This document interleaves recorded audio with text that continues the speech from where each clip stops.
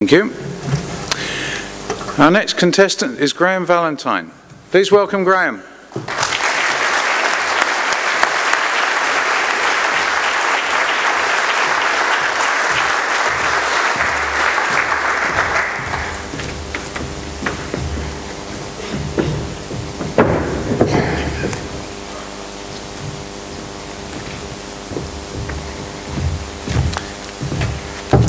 Graeme's speech title is To Fly or Not to Fly. With To Fly or Not to Fly, Graeme Valentine.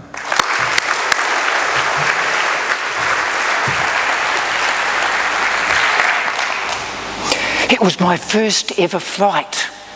I was scared. There was the pilot strutting through New Zealand's top international airport at Napier, as if he owned the place. His name badge said it all. Captain I.B. Fearless. He was a big man. The ladies crowded around him like he was some sort of magnet. Great big show-off. Him in his uniform. Not that it bothered me. I had much more important things to think about. That friendship was too big to fly. And look at all the equipment they're trying to cram inside. There's far too much, I thought to myself. And I was right. They had to leave the tractor and trolleys behind. My faith in the co-pilot was down to zero. There he was, turning the propeller over by hand in an attempt to start the engine. His frustration was obvious, for he then began kicking the tyres. Silly man. Even I knew you can't kickstart an aeroplane. And then he gave himself the thumbs up. Right in front of Captain Fearless. Passengers for flight 123 to Wellington, now boarding gate 2. Flying on a gate didn't really interest me, so I borrowed a pilot's cap and casually jogged up the aircraft steps. Bumped into the co-pilot, didn't I? Might need your help later on, he whispered. I'm not surprised, I said, giving him a great big smile. The inside of the aeroplane was much smaller than I had imagined. How do you expect everyone to fit into here? I said to the hostess. You're in the toilet, sir. My seat was right behind the pilot's apartment.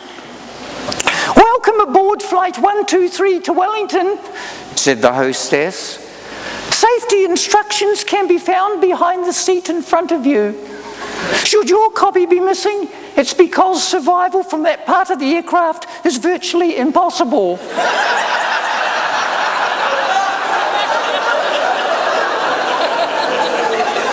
On behalf of Captain I.B. Fearless and co-pilot E.B. Strange, I wish you a safe and pleasant journey.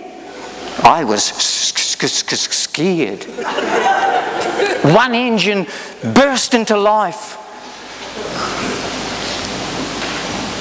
and the wing quivered with excitement.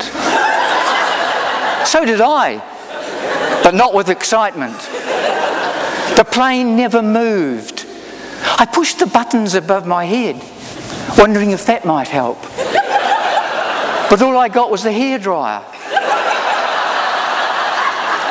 Finally, there was a yee-haw from the pilot's lounge, and the plane rumbled forward, accompanied by lots of yelling and screaming, most of it from me. We taxied way out onto the main runway, got back on board the plane, and swung round ready for takeoff. I could hear the pilots arguing. The co-pilot said, "We have another pilot on board if that's what you want." "Nah," said Fearless. I could fly this thing with both eyes closed. Yee-haw! The noise rose to a crescendo. It would have been louder, only I was told to shut up. The pronounced vibration could only mean one thing. We were going to flap our way into the sky. And we did. I closed my eyes. When I opened them, both wheels had fallen off. I was terrified. The intercom crackled into life, and so did I. Not many people end up in the overhead luggage compartment, still wearing their safety belt. Ladies, this is your fabulous captain speaking. We have now reached our maximum altitude, notice how the voice has changed, of 25,000 meters. As this is an economy flight, I will shortly be turning off the engines. The weather at the moment is crystal clear, with light sea breezes wafting over central New Zealand. In Wellington, it's bloody awful. I was scared. All the ladies rushed up to see Captain Fearless. Not that it bothered me. By now, I could visualise the headlines in tomorrow's newspapers. Trip terrifies tiny Toastmaster. Our plane suddenly plummeted. I looked upwards and could see people watching us from the inter-island ferry. We were now in dire straits. Just round the corner from Cook. I need more height, Captain Fearless shouted. All passengers, please unbuckle your safety belts. On the count of 3, jump upwards. 1, 2, 3. The sudden reduction in weight gave us the altitude we so desperately required. As we taxied back to the main terminal, the hostess made her final announcement. Would everyone please remove their baggage and clothing before leaving the aircraft? I'll never follow those instructions again. Strangely enough, Captain Fearless didn't seem to mind at all.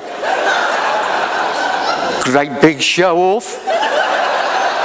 Not that it bothered me, Mr. Chairman.